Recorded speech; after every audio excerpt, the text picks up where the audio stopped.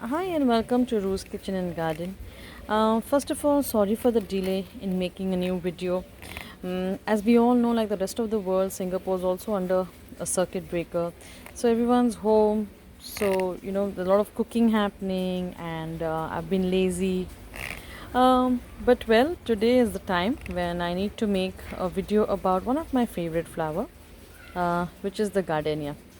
Well, if someone had to ask me, what's the fragrance of love? I would say the golden champaka. Love smells like champaka for me, especially this variety. Because my husband somehow manages to get this yellow champaka for me. He'll climb trees and he'll buy them. Somehow he'll manage to get them for me. But if someone asks me, what does your childhood smell like, or what childhood smells like, I would say uh, childhood smells like gardenia, or the Cape jasmine, or Ananta, or Gandhraj, like some people call it. Growing up, when I used to spend my summer holidays at my aunt's place, her house was near the foothills of the Sayadri Mountains in the Western Ghats. So, in the lazy afternoons, we used to climb the mountains, and it always mostly used to, more often than not, used to rain in those on those mountains. So the mountains used to be lush green, and they used to smell of this gardenia. Back then, I didn't know that it was the gardenia that filled the air with its aroma. But as I grew up and I started growing gardenias myself, this its fragrance made me nostalgic. It took me back to the growing up memories of the Sayadri Mountains, of my aunt's village. So, yes, today we're going to talk about Her Royal Highness Gardenia. Now, I call her or call gardenia Her Royal Highness because, trust me, this plant is so temperamental. It drops its buds at the drop of its hat. It's got so many buds right now, as you can see. I'm lucky, hopefully. I say hopefully because they say don't count your chickens before they hatch. It's like don't count your gardenias before it blooms. Because any displeasure, any difference in the soil temperature, in the water content, and it will just drop its leaves.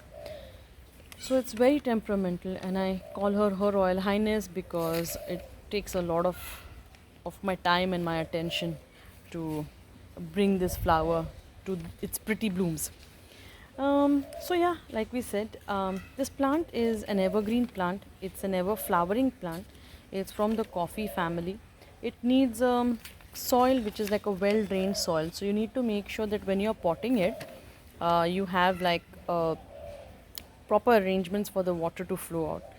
This plant for me, I had planted it in the garden in the soil, but it just wasn't doing well for some reason. I think it was under too much sun or strong afternoon sun.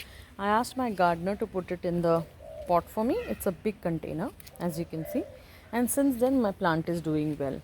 I also saw some yellowing of leaves sometime back, and that's when I realized that thing is called chlorosis. When the leaves turn yellow, it lacks iron. So we'll get to that. So yeah, when we talk about soil, it needs good, well draining soil. The roots should not sit in water. Um, the plant needs moisture. The plant needs regular watering and care, but the roots can't be sitting in uh, clogged water. So drainage should be good. It needs 6 to 8 hours of good sun, like morning sun, but it cannot tolerate too much, like the afternoon harsh sun. So if your pot is small, or if you're growing it in your balcony where it's easy for you to move the pot around, if you have that kind of time, good. But like me, if your pot is in a big heavy container, or if your pot is in this or if your plant is in the soil where you can't move it, what I normally do is I come out and I put this cover on top gently, because this also can make the flowers drop. So yeah, so I put this on the plant to protect it from the harsh sunlight in the afternoon. I spray a bit So before I put the cover, so there's moisture because this plant really likes moisture and humidity. So when it's too sunny also, or in the evenings, in the mornings actually, you can come and just lightly spray this plant. So yeah, that's how you can protect it from the sun if there is no way to move the pot. Mm, Soil we spoke about, it needs like a well draining soil, but it needs an acidic soil.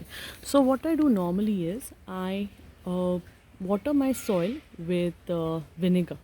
I use artificial vinegar, which is like not very expensive, and I add a capful of vinegar to a bucket full of water, and I add it to the soil.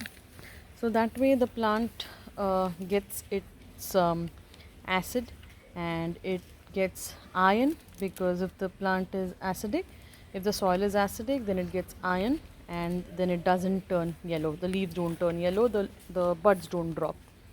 And also I regularly add coffee, used coffee grounds, as you all know. So that also makes the soil acidic, helps the soil in being acidic. If you see that your leaves have turned yellow or they're starting to turn yellow, regularly start adding vinegar water.